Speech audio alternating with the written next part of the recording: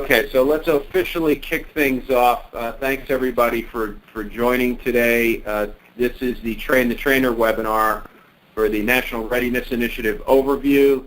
This 50-minute session is one of three similar type presentations that are part of what we're calling the Disaster Cycle Services Programs Update that make up a core course for regional institutes this year. And so the game plan, the intention is that you would possibly schedule these three sessions back to back to back with large groups of people, and you could move people from, the first hour you do one session, the second hour you do a second session, the third hour that group would circulate into the third session. So again, you could circulate groups through here, daisy chain these things together, or with these three presentations, National Readiness Initiative being one of them, you could also pull them apart and offer each over lunch hour, for instance. So if you want to do National Readiness Initiative over lunchtime when you've got kind of a captive audience, that's great. And maybe the next day you could do the RC View update, and then perhaps for breakfast the next morning or something, you could do the DPM DPS support update, which is third in this triad of courses. So institute planners, schedulers do have some options on how to use these, but the intent is that to get credit for this core course, participants would sign up for the grouping of three and attend all three. So that's the intent. Do the best you can with that. Let's see, what else do I have to share here? Gregory L. Smith is the, Gregory, you're the project lead for this, I believe, right? That is correct. Okay, so Gregory's a key person. He's put this presentation together. Many of these slides have also been shown by Brad and Harvey at different meetings across the country, and it's important that we get an opportunity to bring the workforce up to speed on this initiative that's going to impact everybody and require a pretty good lift on a lot of people's part. So with that, what we're going to do here is, Gregory, if you're open to this, I think we could just leave the phone lines open and ask people to put their phones on mute. We don't have that many people attending that I think we're going to have background noise or things like that. Gregory will stop at different junctures and ask you if you have any questions, so we'll try to answer questions as we go throughout this 50-minute presentation, and we'll certainly reserve some time at the end for any and all questions. So just as a prelude to handing things over to Gregory, this is your opportunity. If you're going to be presenting this at Institute, this is your opportunity to pick the brain of the expert, make sure that you're as comfortable as you can be with this slide deck and with the concepts and timelines that are going to be communicated here. And by all means, ask Gregory any and all questions, and if we can't answer them today, we'll get back to you. And of course, make sure that you have the latest and greatest materials when you're ready to do this at Institute. If it's a month or two from now, if any of this stuff changes, we'll certainly get you the latest and greatest materials. One final note before I hand things over to Gregory, you should also have the PDF that was attached to the meeting invitation. The PDF is the slide deck along with the instructor notes, so it's the notes view of the PowerPoint. And you can use that, of course, to prepare so that you're as comfortable with the slides as possible. Use it to take notes today, however you see fit. We will get you the slide deck itself, the PowerPoint file, at a later date. And so with that, I'm going to hand things over to Gregory L. Smith to take you through this 15-minute presentation along with Q&A. And Gregory, take it away. By the way, gang, I'll be monitoring the chat window.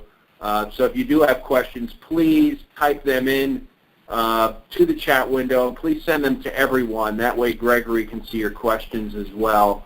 If you want to queue up questions in writing, we can do that. Otherwise, you can just kind of hold on to them for those pauses that Gregory's going to take. So with that, Gregory, take it away. I'm going to go on mute and manage the chat window. Well, thank you very much, Ted, and good afternoon to everyone.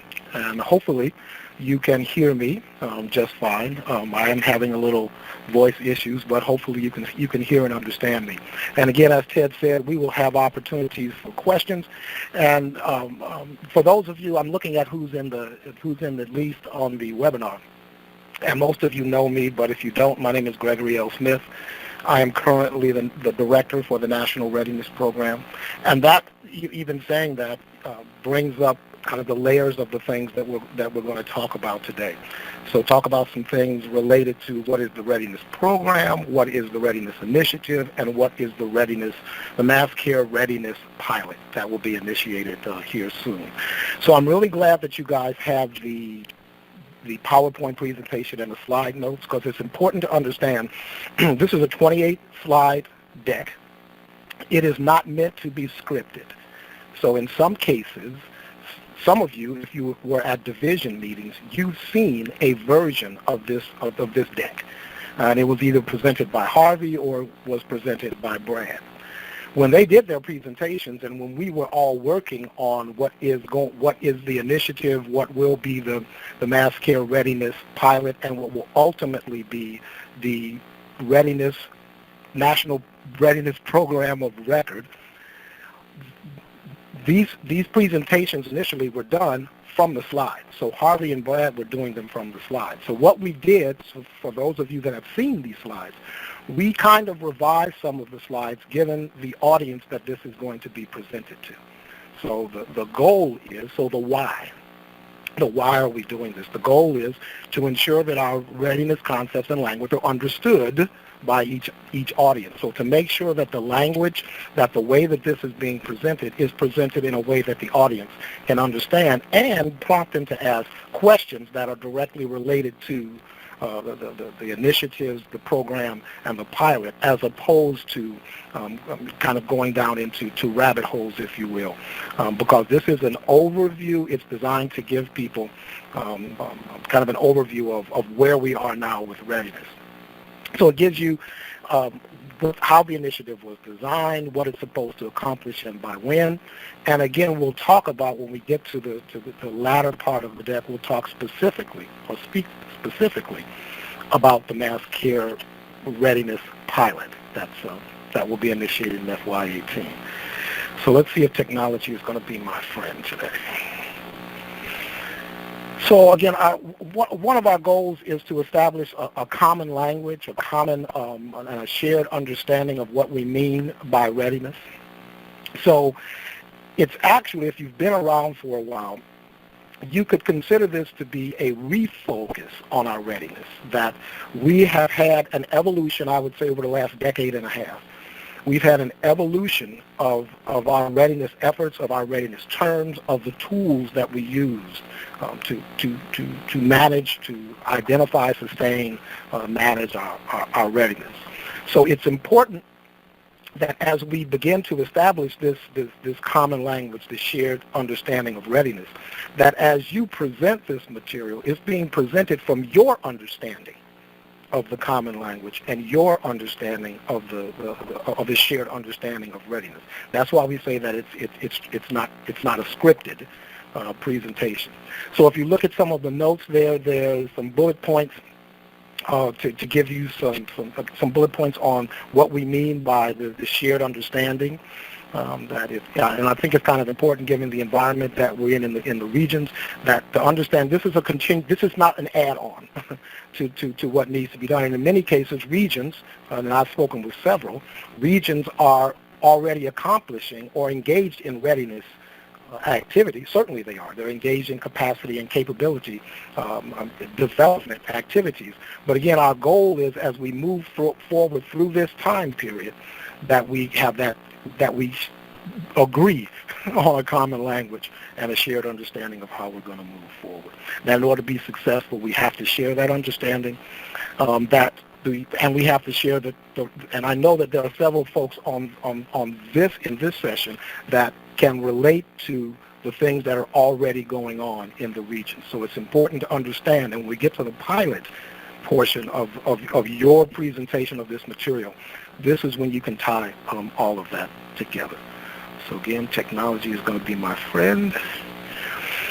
So when we were doing, in previous iterations of this training, the feedback that we got back was that it would be important for us to include a tie-in or a connection to readiness and the core and pillar processes.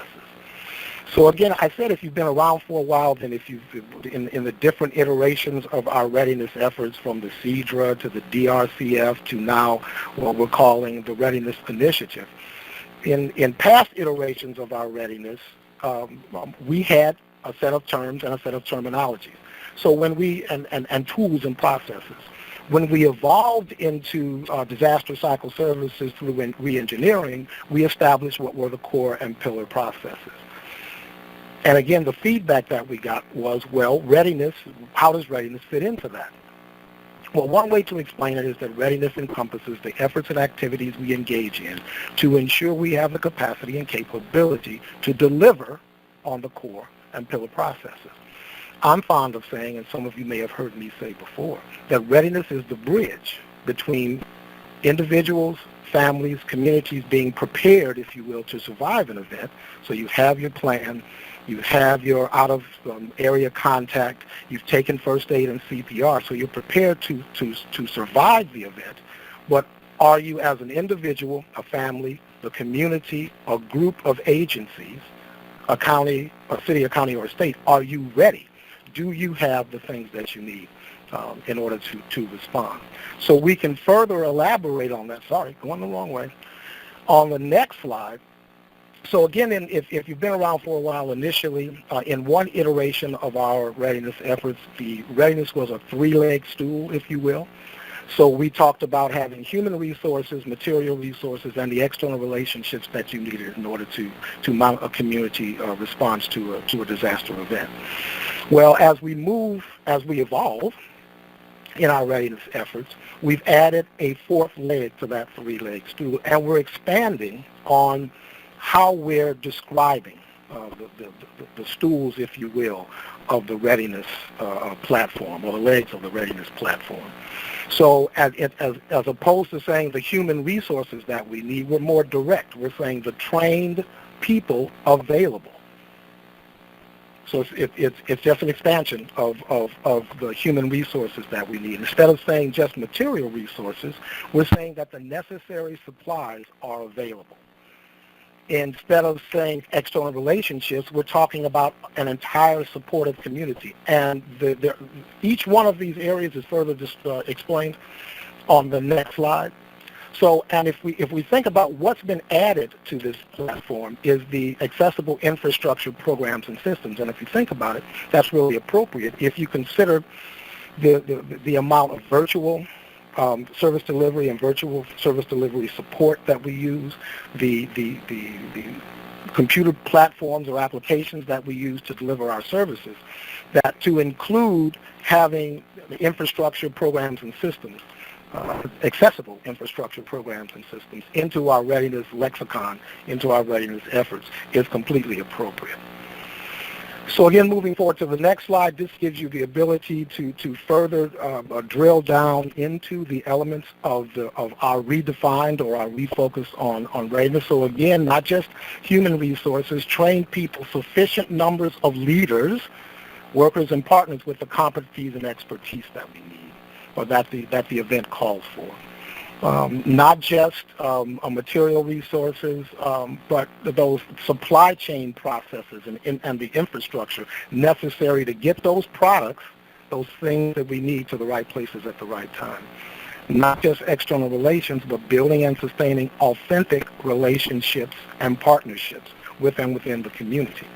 That has the community welcome and understand, and that's the key there, welcome and understand and support and participate in the delivery of Red Cross services. And then we go back to that addition, again, of the infrastructure programs and systems, that all our structures, our vehicles, technologies, and programs that we need to provide assistance, that they work for us, number one, and that they're accessible. They're approachable. They're easy to reach, to enter into information, to understand, speak with, and use. So Objectives of the readiness program. So again, the overarching thinking in terms of what are we trying to accomplish. So on a higher level, we want to get ready, be ready, and stay ready.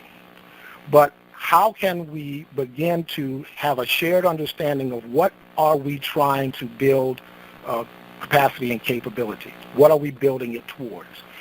So the images that you see here, I'm sure that most of you on the WebEx and on the call are familiar with these terms, with this terminology: high consequence, high probability, high consequence, low probability, low consequence, or lower consequence. In some cases, and this is highlighted in the notes, in some cases the audience that you're speaking with may or may not be familiar with that terminology. And some of the feedback that we initially received in one of the presentations was a confusion, and this is one of those kind of rabbit holes that you can wind up going down into, a confusion with the notion that, well, a disaster action team operation, a level 1 or a level 2, and the notion of ascribing the term lower consequence, meaning that the consequence for those individuals, if that's a single family event, the consequences are really high. So what we want to do is begin the shared notion, or the shared lexicon, if you will, of lower consequence equals community impact. So when we're talking about building capacity and capability, we want to target our efforts towards what we do the most, what we're called upon to do the most. And there's another slide as we move forward that will support this. But it's those level 3 through 7 events that we do, that we're called upon to do the most. So they are the highest probability. They are more likely to happen than not. They have the highest repetitive consequence. And they require that, in some cases, the highest amount of repetitive service delivery and service delivery demands that we have to address. So the other kind of important part about this is we're not, though there is catastrophic planning, and many of you will understand this, though there is catastrophic planning, our day-to-day focus on readiness is not planning the capacities and capability for the catastrophic, the level 7 plus events. And again, when we get to the next slide, you'll be able to do some validation with this. It can be argued or debated that our ability to respond to the large major disasters, the level 3 through 7, is inextricably tied to our ability to respond to the 1s and 2s and the 3s through 7s. So to have that shared understanding that what we are looking towards is building the capacity and capability, sustaining the capacity and capability to respond to those large and major disaster events. And again, we'll expand on this as we move through. Come on, you're going to be my... There we go. So when we think in terms of our national readiness requirements, and considering that our national readiness is a roll-up of our territory, region, division readiness. That's where the resources are, be they human, material, or relationship partnership. It's a roll-up of our ability, our ability to manage larger events. So we have to settle on some national readiness requirements. So this is, and if you have seen this presentation before, it didn't have the ORs in there, which caused a great deal of consternation in some cases. So we're talking about 2 non-catastrophic concurrent major disasters, level 7s, or 4 continual large disasters, level 5s, or 5 of the level 1 and 2 events. Not all of these at one time, because the fact all of these at one time would probably be a catastrophic event, a true catastrophic event, and perhaps not just a level 7 plus catastrophic event, but an actual catastrophic event. And wait a minute, was it on this slide? Or, pardon me while I go back one. Yes. The other bit of feedback, and again, pardon me for going back a slide, the other bit of feedback that we got was there another rabbit hole that you could find yourself in is what is the definition of a catastrophic event? So what we've included in the notes is the FEMA definition of a catastrophic event, so that everyone can agree that that's the definition that we're working for, that others may have a different definition of that. So let's continue moving on. So are we as ready as we must be? The answer to that could be no, but it's actually subjective because it depends on where the event happens and what the event actually is. But is readiness a continuous process? Yes. Do we have an opportunity to improve our readiness? Well, of course we do, because again, it is a constant. It's an ever-changing.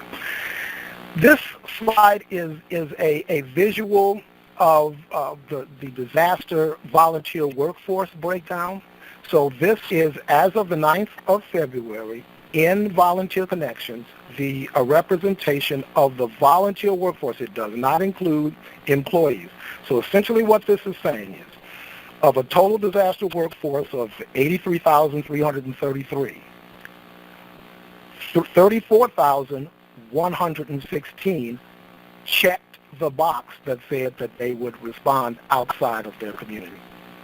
So that's 34,116 responders. 49,217 of those individuals in the workforce did not check that responder box. So of those 34,116, 29,205 of them have an identified group activity or position, and 4,911 do not. So the further breakdown of that is that of the 29,205 responders with a group activity or position,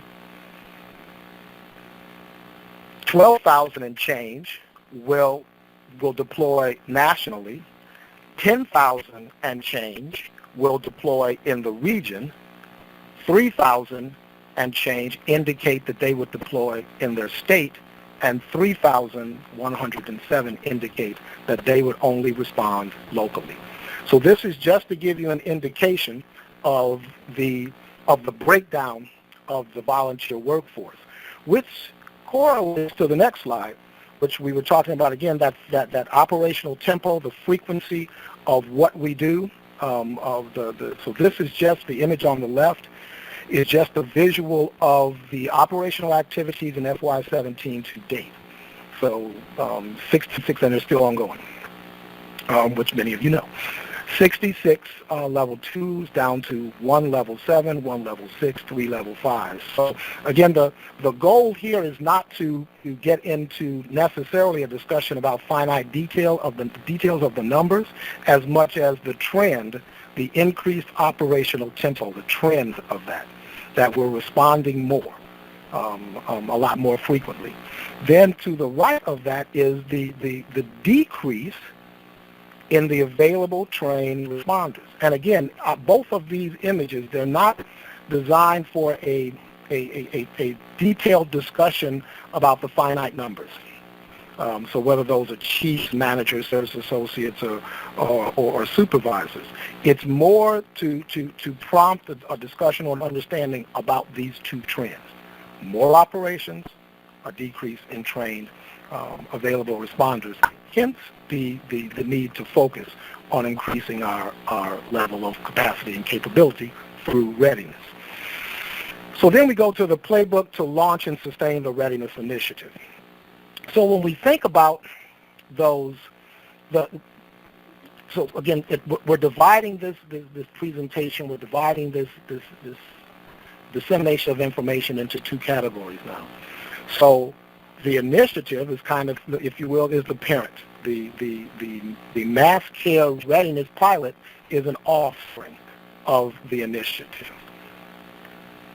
So let's come on.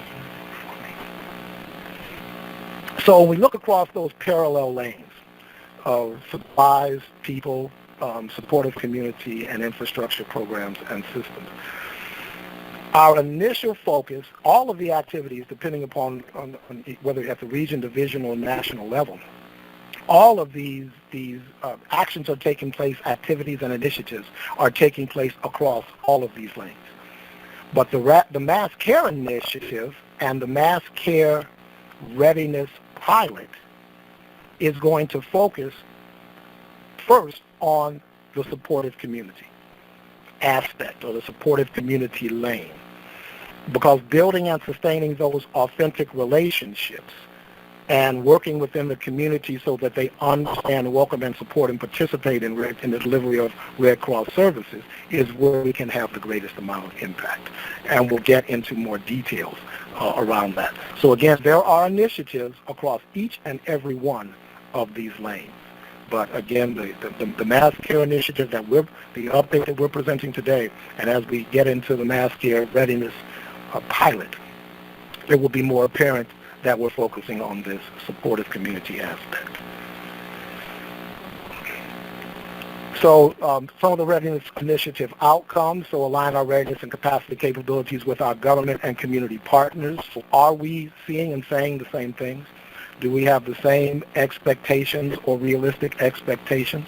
We want to commit realistically and transparently to service delivery requirements based on our levels of readiness. Not that we're not going to continue to build readiness, that we're going to identify what our readiness is and then commit to realistic and transparent service delivery requirements. That we're going to deliver quality services reliably to the community against those commitments. Now, one of the things that came up on this slide, apparently on the fourth bullet point, that is not a true representation of Aristotle's quote. So Aristotle's quote is the whole is greater than the sum of its parts. The quote here is the sum of the parts is greater than the whole, and I believe that was done on purpose to kind of reverse the quote to demonstrate that what we're actually focusing on here is the parts. So it's the national readiness is a merge of the regional and divisional readiness. That it's imperative that we have the management tools and process in place nationally to support those parts and to decide on how resources will be adjudicated, how resources will be allocated across large events in order to meet the service delivery requirements that we've committed to realistically and transparently. So we need to increase our internal confidence in our capacity and capability. And we want to measure the positive return that we get on some targeted investments that are being implemented to build capacity and close those readiness gaps. So the next slide gives a visual of of mutual accountability. So if we think in terms of what is the region accountable for, then in order to support that accountability, what is national headquarters accountable for? One of the comments that we got back is that there is no column or there is no depiction here for the divisions. Again, this slide is not meant, or this information exchange, if you will, is not meant to be a finite description of the entire system. It's just to give an overview and a focus on readiness, mutual accountability as it relates to readiness, and how we're addressing that in the initiative and how we're addressing it in the Mass Care Readiness Pilot that will be initiated in FY18. So we're thinking in terms of those regions where the event takes place, and regions that are workforce and resource multipliers. So, but it gives a visual of how that mutual accountability and the things that can, should, and are occurring to support that mutual accountability. So who's going to do what for whom? So again, thinking in terms of the environment that we are currently in, with the size of our regions, with competing priorities in the region, and again, communicating the notion that this is not an add-on. So if we're talking about the trained workforce available, then regions are recruiting, training, recognizing, managing volunteers. and working towards building that capacity of capability of the available workforce. Infrastructure programs and systems that were pre-identifying, inspecting our facilities, warehouses and headquarters, and those service delivery support relationships that we need to get things, to make things work the way that we need for them to work. That we're maintaining with necessary supplies, we're maintaining local inventories. These things are occurring. So again, this isn't the purpose of this visual is this isn't again something separate and apart than the things that you naturally have to do in the regions. We're just again trying to establish a shared lexicon and a shared understanding. So again, that you're dedicated for the supportive community, dedicated, consistent, sustained mass care. Again, as we're talking about, as we're getting closer and closer into the discussion about the mass care readiness pilot, that what we're talking about is this mass care planning at the state, the county, and at the municipal, as a matter of fact, level. So moving forward, these readiness activities, we're looking at specifically, and for the pilot, that, and again, this is going on in regions and in communities across the nation, and we're just, again, trying to get a better shared understanding of it, that we're aligning assumptions, that we're engaging in conversations in the communities about planning assumptions. So this is what's going to happen. These are the service delivery requirements that we believe this event will generate. So working with the pilot regions, and we're almost there for the pilot regions, working with the pilot regions, so align those planning assumptions. So then once those planning assumptions are aligned, then we have to have an understanding of what is our readiness. So there's a tool that will be able to tell the regions, based on those planning assumptions that you just identified with the community partners and with emergency management, this is the level of service delivery you can support based on your current level of readiness. So that's a little bit different than saying this is what I have. This is putting what a region has against the requirements, the planning assumptions, and the service delivery requirements that have been identified, and saying this is the level that you can support. So once we've done that, once the regions have done that, then you memorialize those commitments in writing. So this is what we discussed. This is what we think is going to happen. These are the planning assumptions we've agreed upon. These are the service delivery requirements as a result of that. This is the readiness that we currently have, be that the readiness of the American Red Cross, the readiness in the community, the readiness of other agencies, including emergency management in the community. So then, hopefully, we'll get to validate this or execute on the commitments in an exercise, as opposed to doing it before we have to do so in a real-world event. But one of the overarching goals of this is to ultimately develop agreements and alignment on specifics of what the Red Cross can provide in supporting sheltering, feeding, and related services that have been identified by the planning assumptions. Moving. Yeah, hey, Gregory, this is yes. Yeah, you seem to be fading out a little bit. I don't know if you need to maybe just hold the mic up a little bit. Is that a little bit better? And then, you know what?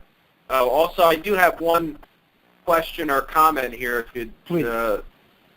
There's a recommendation here to beef up the first slide and show this as kind of a planning readiness efforts. So we could take that offline and go back and take a look at that slide later, I suppose. Fine. Thank you very much for that comment. Appreciate it. So hopefully is the sound any better now?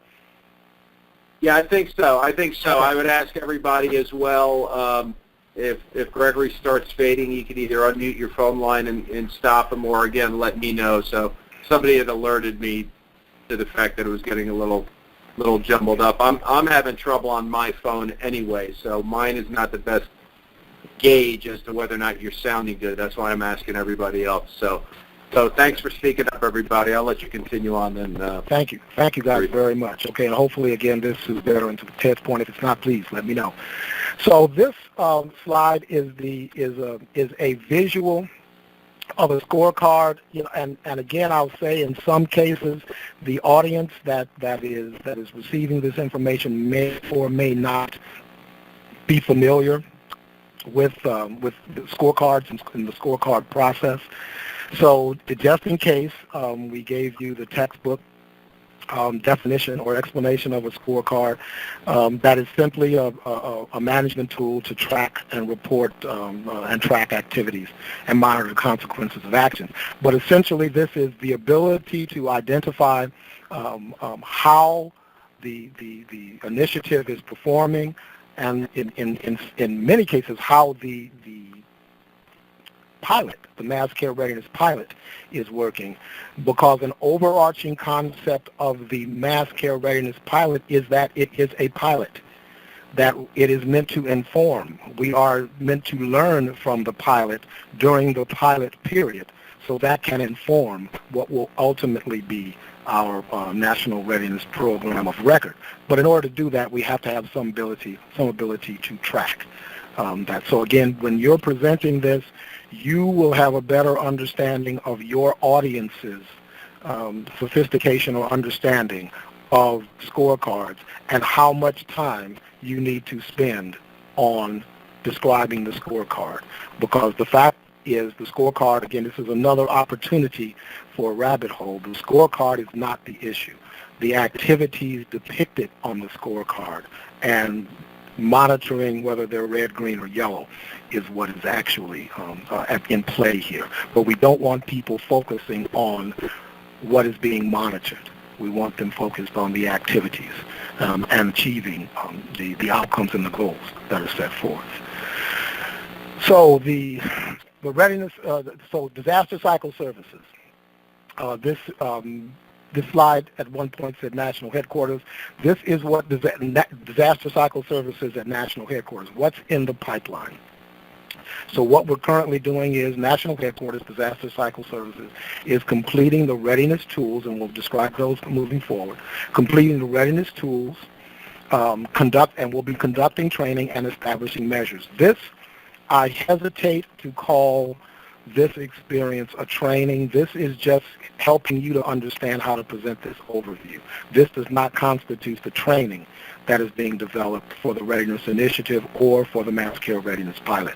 We'll talk about those in a moment. So we're trying to ensure, this is part of ensuring that we have this shared understanding, but further, and during the pilot period, we're planning on how we're going to capture what we currently know and what we need to know about our readiness.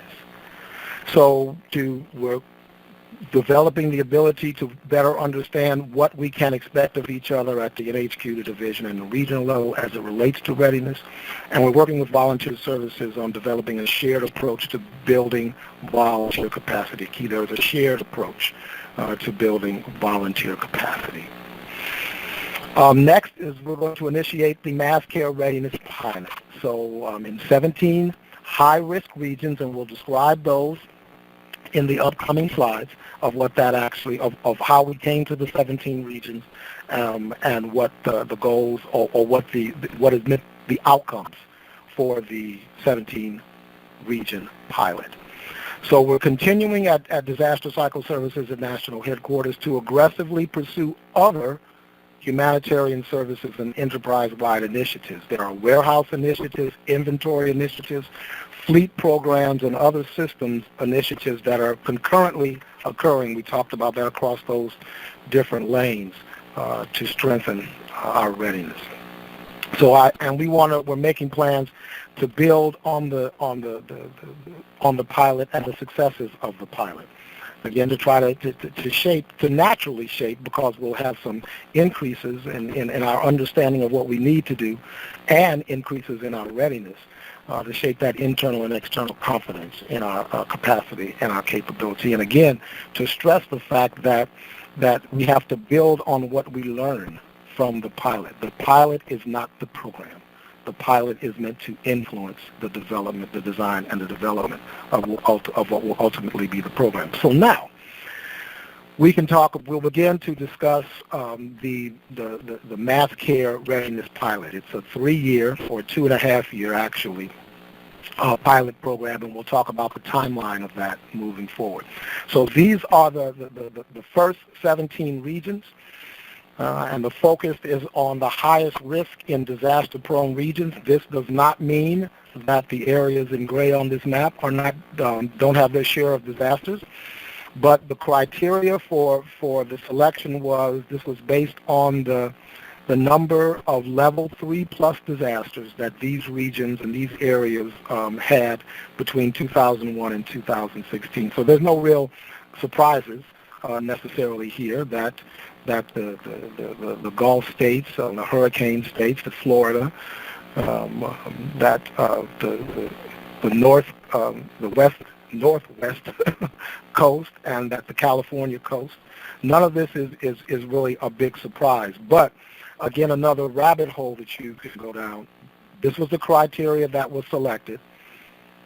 That's why these first 17 regions were selected, because we had to begin somewhere.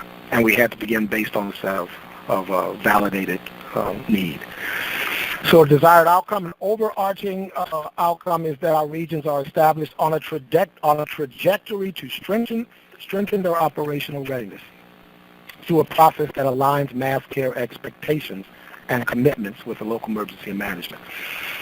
This, again, so if we look at the initiative, look at the program versus the initiative versus the pilot.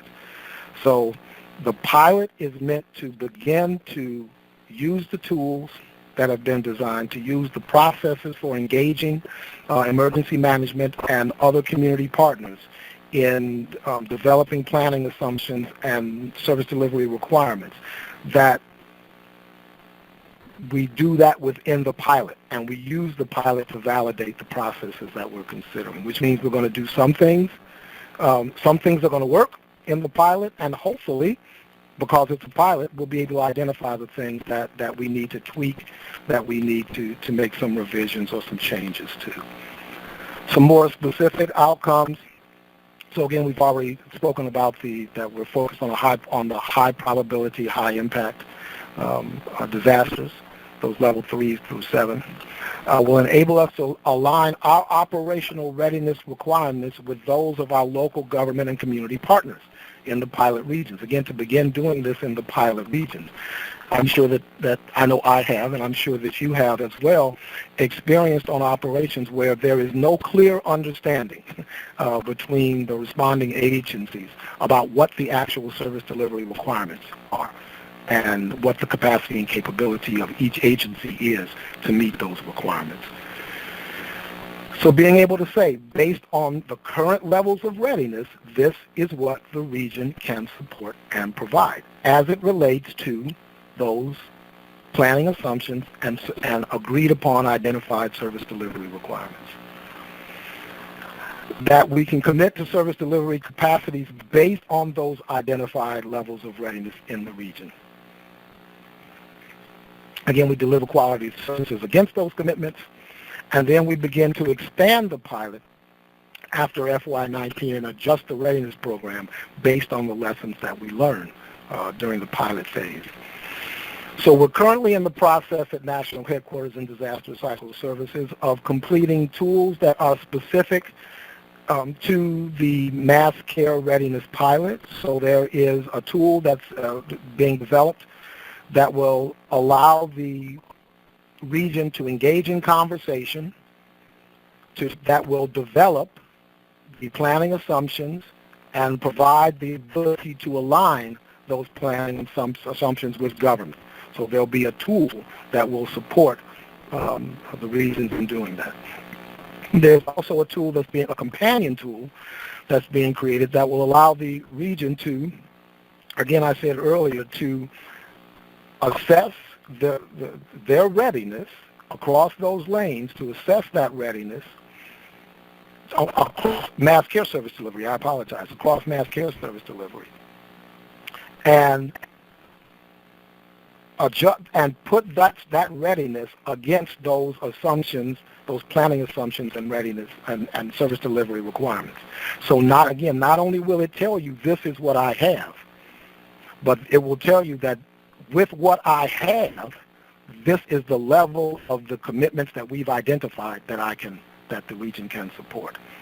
So in order to support those tools, there's a mass care planning course that is being developed. There is a relationship management experience that is being included in the training for the pilot regions, because again, if this is not just about filling out a smart screen or filling out or entering data into a tool. This is really about managing the relationship, managing the conversation, managing the interaction, and managing expectations on the part of our community partners and our government partners.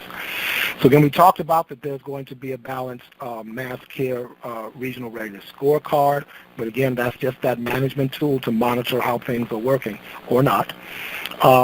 There is all of again, the goal is to roll all of the readiness into a national requirements database. So again, we need to know more than these are the resources that we have.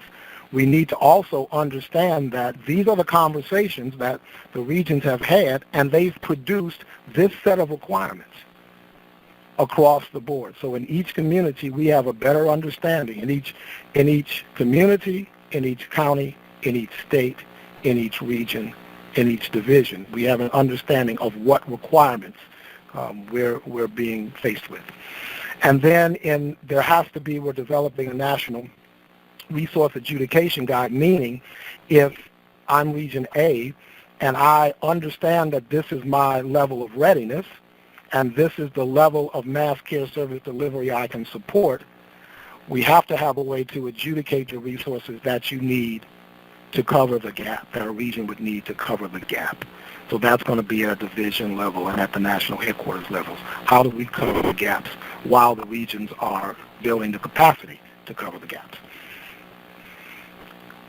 So the non-pilot regions, this is if you have seen this presentation before, this is an addition to the presentation. Again, another opportunity to avoid a rabbit hole. Under the heading of regions are currently engaged in readiness activities. Regions are currently engaged in some of the other humanitarian services initiatives, be it the warehouse initiative or the logistics initiatives or the response, the sheltering and other initiatives that are currently underway. What we just want regions to understand is continue to do those things because and focus on doing those things, because we don't want the regions to focus on doing what the pilot regions are doing, because again, the pilot is meant to inform us. It is not meant to be the program of record. So as we're moving through FY18 and as we move through FY19 of the mass care pilot process, that we begin to include, as we learn more, we begin to include more regions into the process, and ultimately there won't be any non-pilot regions. There will just be the National Readiness Program of Record. But we wanted to include something we wanted to include a visual, again, so regions would not have to think that, well, I should be doing something that's related to the pilot. No, you'll have that opportunity soon enough, and you can continue doing these things across those readiness lines. The future pilot regions, this is kind of shaded because, again, it depends on what we learn and what we experience as we move through FY18 to begin contemplation of including additional regions, additional areas into the pilot in FY19. So as opposed to trying to describe when and how that's going to happen, the preference is to initiate the pilot with the initial 17 and then begin to build on what this future pilot engagement, future region engagement would look like. So this is an opportunity. This is a click slide. You have to click through it, but when you're doing it, that's why I wanted to have control over our presentation day, so you can see how the animation works. But this helps you kind of walk through the timeline. So we're currently in FY17, and what we're doing in FY17 again is completing the planning, developing those the pilot and the pilot itself and the job tools to support the pilot. We've already selected the risk-based pilot locations, and when the training has been developed, we will begin to train the pilot teams, the pilot regional teams. So then we swing into FY18, and we actually initiate the mass care readiness pilot in the 17 regions. And then we begin to evaluate the pilot and the job tools and processes that we've created for the pilot.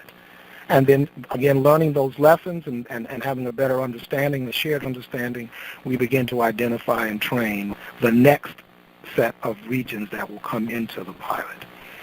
So then we swing into FY19. We begin to, again, include more regions in the pilot effort, that we modify and expand it, that we adjust supply and volunteer training and engagement systems to build capacity, because those things are being worked on concurrently in FY17 and FY18, so we can begin to integrate those in FY19. And then that takes us to fiscal year 20, where we would actually execute everything that we've learned over FY17, 18, and 19 into what will be the National Readiness Program of Record. So, essentially, that's the slide deck. And again, I have gained the ability to present the material from the slides. Ultimately, depending upon the number of times that you do it, and I believe that some of you out there are responsible or to support pilot regions, or in fact are in pilot regions, you'll be able to increase your understanding of the pilot outcomes and the initiative itself, so that you can better support the pilot regions or participate as a person that's in the pilot region. So with that, I'll stop and see if there are any questions, comments, or concerns.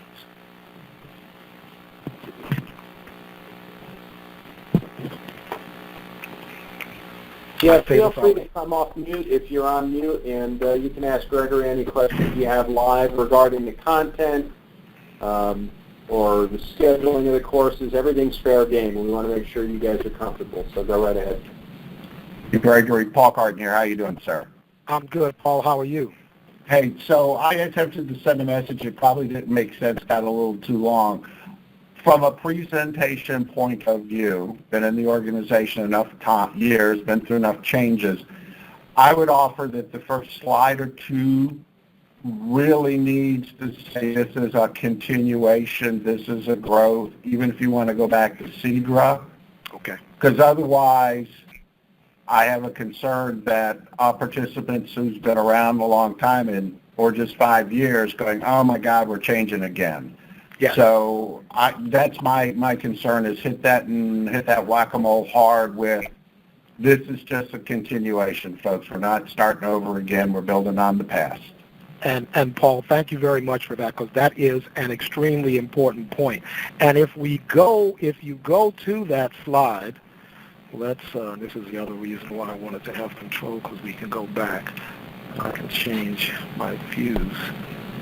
If we go back to that slide and we look at here, I'm doing some shifting here, bear with me, folks. If we go to that slide and go to the notes page on that slide, we can build on this. So in the notes, we're giving you that this is an evolution of our readiness efforts, that our previous readiness efforts included these things. But I hear what you're saying, Paul, that we can reinforce that, and I believe that we do need to reinforce that, because it's an important point that you make. This isn't something new. We're not just saying, oh, let's begin anew with our readiness efforts. This is absolutely, as you described, it's an evolution over, again, I'd say the last decade and a half. It's an evolution of our readiness efforts, our readiness terminology, and the tools and processes that we use for readiness. So thank you, Paul. I'll make a note. Okay. And I would even offer that we went through the past to get to this point. We couldn't have introduced this concept during a day of 700 chapters.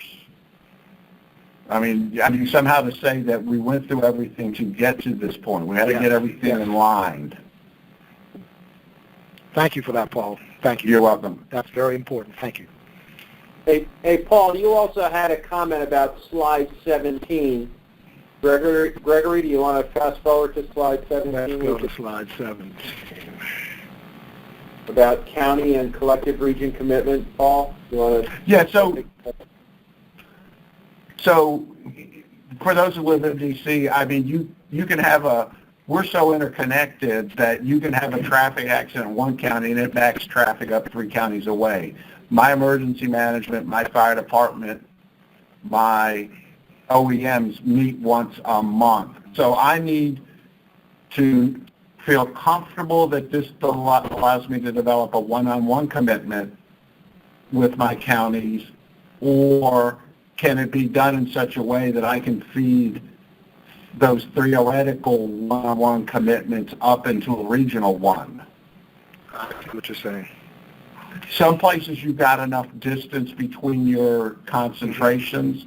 Gregory, you here, you know what it looks like. These guys, they've all worked for each other somewhere in their lives. So if I tell County X I can do 6, I got to be able to say to County Y, his 6 includes your 4, and I have a regional capacity to do 24. So, yes.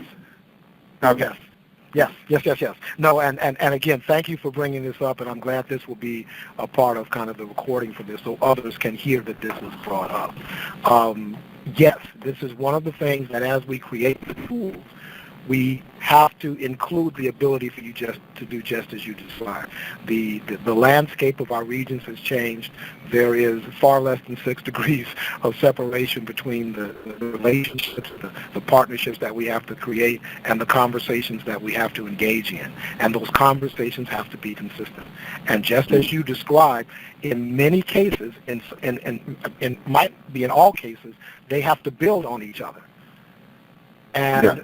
And we've had lots of discussion about, and we'll be working on this in the pilot, we've had lots of discussion about that it has to build on the notion of this. If this happens on this day, this is what I can do. But if this and this and this and this happens on this same day, then that's going to have an impact on what we, the community, and we, the American Red Cross, can and cannot do. But what all of this represents is that conversation, that shared understanding and that management of the expectations of how we're going to react and behave when these things actually happen.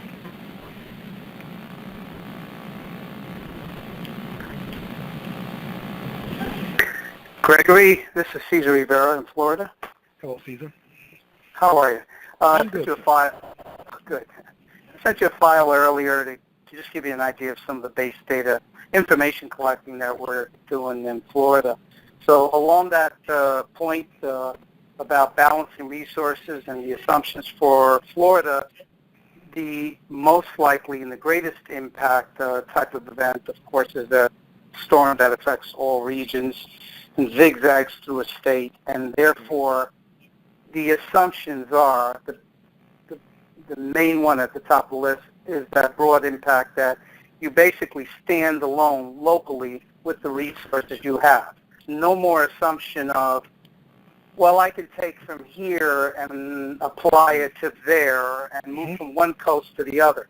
That said, that's, I believe, and if my assumption is right, where we're headed on basically a standalone assumption. What you have is what you have. And until you have another quantifiable resource in your theater, then that's the only commitment you can make is what's available to you now. Is that correct? That is correct. That is correct. But again, it's not. But if that's not that conversation, it does not create a period at that point in the sentence. So as you were beginning to describe, this is what I can commit to because this is what I have, and this is what I'll have at this point, at this point, and this point. But this is what I have now, so this is what I can commit to. Right, and I think in the past what has been the challenge is projecting what resources may come, and led to kind of fuzzy kind of commitments in that, well, resources would likely come in and so on, and that's where it became problematic. Yes. So there's a good direction I think we're heading. It's a reset for a lot of partners who, while maybe upset with fuzzy commitments, they were also for many years comfortable with staying in that fuzzy area because Yes. Red Cross commitment was adequate for the CEMPs and the plans. Correct. Red Cross will just take care of it. Correct. So we're heading to a new location, and is there a component of course there's a component of no notice, what you just have, but is the component of the 120-hour timeline for the hurricanes a part of this process? Yes. Yes, it is. Because that's one of the reasons why, if you look at the map of the regions, you'll note that pretty much, not even pretty much, the entire state of Florida is part of the pilot. And again, if we take the understanding that just the things that you're bringing up, that Paul, that you're bringing up, and Caesar, that you're bringing up, that we put those thoughts, those notions into the pilot so that we can best prove those assumptions that we have about how we can move forward, about the tools that we have been using, about the level of conversation and understanding that we currently have in the community versus what we can change and what will the impact be of that change. So how much change will there be simply because we're having the honest and transparent conversation? Because you bring up a good point, Caesar. Some people may not be comfortable with that honest and transparent conversation. But if you connect the full statement, it's not saying, this is what I can do. Okay, next. It's, this is what I can do now. This is what I have. This is what I can do now. This is what I can get. This is when I can get it. And this is what I'll be able to do once I get those resources. But again, just the notion that we're going to begin to develop the common understanding in the lexicon that we're going to have this conversation. Because when you think about it, we have it ultimately anyway. We just generally have it after the fact. But it's essentially the same conversation. We want to get out in front of it and say, this is what I have now, so this is what I can do, as opposed to after the fact, this is what happened, and this is what I had. Let's have that conversation now, so that then it's more of a blend of developing the planning assumptions, not just the blend of, well, Red Cross is going to handle everything. Well, let's have a conversation about what needs to be handled, and come to an understanding, a shared understanding of what needs to be handled, and then how it's going to be handled, including Red Cross resources. So even the notion of having that conversation, I think, will have a significant impact on our service delivery in our communities. Well, thanks, Gregory. Just one more comment, and I'll go back on mute. On terminology, something that came up in the state for the emergency managers, looking for that confidence level or the guarantee, minimum guarantee, and language like that. So I was uncomfortable with that. So the one term used, an unequivocal commitment, no doubt, something with no doubt. I would say, and I'm just throwing this out for terminology, we have no reasonable doubt that we can't meet a certain commitment might be a way of placing this, because that terminology of guarantee and so on, and if you ask any emergency manager, could you guarantee providing services during an event, whatever it might be, ambulance, fire, police, or whatever, of course they could not make a guarantee, but they might have a reasonable expectation or no doubt that they can get to somebody in time. And I think we maybe need to help our members in the field with appropriate language so they don't get stuck in that guarantee. And thank you again and thank you for bringing that up, because that's the reason why for the pilot we're developing that relationship management experience. Because again, this is as important. How we do this and the fact that we do it is as important as the data that we get from this experience. Because again, it's managing the relationships, it's managing expectations. And how do we help our members, how do we help our workforce and our leadership understand how to best manage that relationship? Because we'll say it again, in some cases, the conversation, if not managed effectively, can be challenging. But again, if it's a continual conversation, because again, what we can't do is we can't sit in a room and say, no, well, we can't do that. No, it's not a question of what we can't do. It's always a question of what we can do. And based on our assessment and agreed upon service delivery requirements that we've come to, this is what we can do. So again, it's not a conversation about what we can't do. It's a conversation about what we can do and when we can do more and expand. That's what it is. So thank you for bringing that up. Gregory, hey, this is Bruce Cuber, Louisiana, Mississippi. Hi, Bruce. Hey, sir. One question is, what slides can we share externally if we needed to give an update to state government or local government, or is any of this is all this information internal, or is there any slides we can share externally on the readiness program and pilot stuff? Great question. There is no expectation of privacy for this information as we speak right now. Good. You are more than free to share any and all of this information with your external partners. Again, I think it's really important, and when you share it, I think the important piece to share is that we're building, we're developing, we're ensuring through this pilot process that the systems, the tools, and the processes that we're planning on using, that we're going to validate those through this pilot process, all with the goal of being more transparent when we're engaging with our partners. So yes, that's good. Share this material. Great, thank you. And I wanted to go back to one thing that Caesar said. Sorry, that's get a little tongue-tied there.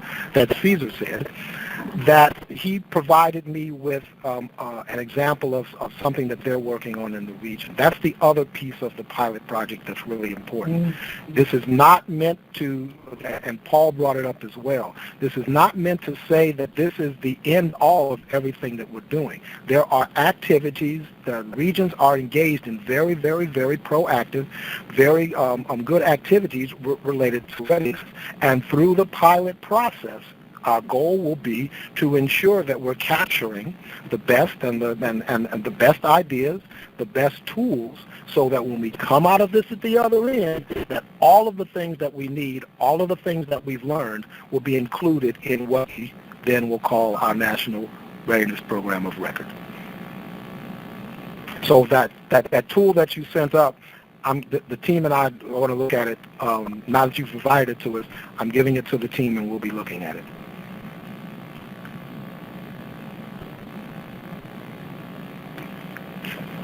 Any other questions, offers, or concerns?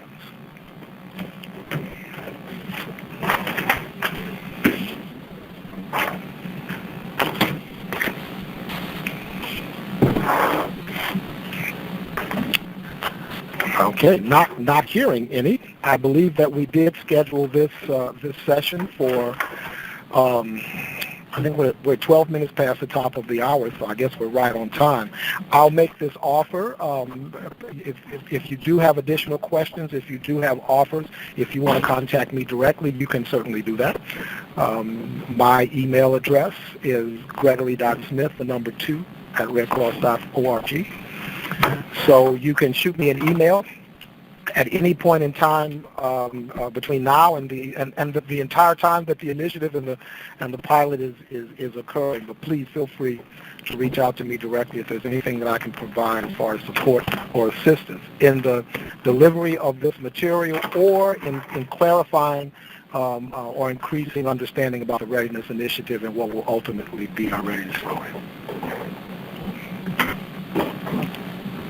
All right. Oh, Gregory, this is Bruce. I'm sorry, one quick question. All these tools that you guys are developing, is this going to replace the DRCF? Is that the ultimate, that tool that we've been using for readiness? Thank you for bringing it up, and I'll go back to what Paul said. We're not replacing the DRCF. We're evolving into the next iteration of our readiness efforts and tools. So no, we're not. So the only way I can answer the question is no, we're not replacing the DRCF. We're moving to the next evolution of that. Gotcha. Okay. Thank you. But great. Thank you for bringing that up. Great connection there. Thank you.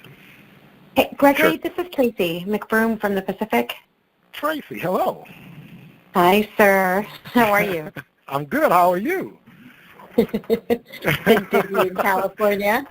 Yeah. Yeah. You mentioned, I thought I heard, and I could have misheard, but that I think that the optics and messaging that we bring to this is really going to be important, especially for those partners where we're already in some pretty intense negotiations around what partnership looks like and what in relationship to capacity at the Red Cross side of mass care versus the state side of mass care. I'm sure you remember those conversations well. I do. Is that packaging going to come out at the same time? I would assume that the messaging and how we talk about the program are just as equally as important about how we go about doing the program. And I just want to make sure that there's going to be some support from that vein. Yes, and thank you for bringing that up. Usually, one of the reasons why we pick 17 regions, and one of the reasons why we were fortunate is that based on the criteria that we used, that we wound up with the regions that we did in the areas of the country that we did. For that very reason, it gives us the opportunity, because this isn't one set conversation. It's a series of conversations that have to be managed. And it's a series of information exchanges and communications and planning and documentation. But it's based on the location. So we're starting with a certain set of assumptions about the tools and the level of conversations that we need to have. By working individually with the 17 regions, we can begin to tailor those conversations and those tools, because again, the pilot is meant to inform and educate us. We can begin to develop those so that they are appropriate for the locations where they're being used, and that we also provide the level of support and training for the areas where these conversations have to be conducted. So, to your point, yes, how we communicate this, how we portray it, and then ultimately, really, how we engage in the conversations specific to the location and the partner is going to be critical, which is why it's good that we're doing this with 17 regions that we can learn from, as opposed to 60 at one time. So we have the opportunity to tailor those conversations because California is very different from Texas, it's very different from Florida, it's very different from Illinois. But those differences will allow us to bake in the flexibility and the specificity that we need in the tools and the training that we develop for this. So yes, we're taking all of again, the best way that I can answer it is we're not looking at this as one single conversation as much as the ability to manage a conversation based on the location and the existing relationship and ultimately the service delivery requirements that we will be committing to. Thanks, Gregory. I appreciate it. Thank you very much.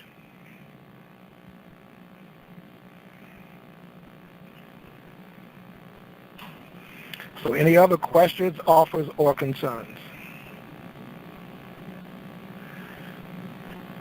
And I'll say this, that I personally am very excited about being able to support this Readiness Initiative and our evolution into our new, into the next phase of our readiness efforts. I believe everything happens in space and time, and that now that we have experienced we've experienced our re-engineering, we've experienced our restructuring, we've experienced now a very, very, very active response year, And now it is that time to begin that focus again on readiness, and how that readiness is already integrated into everything that we're doing. We just have to acknowledge it, and again share the same language and the same tools and the same understanding of it. That's all we need to do. Well, it's not that simplistic. That's what we need to do.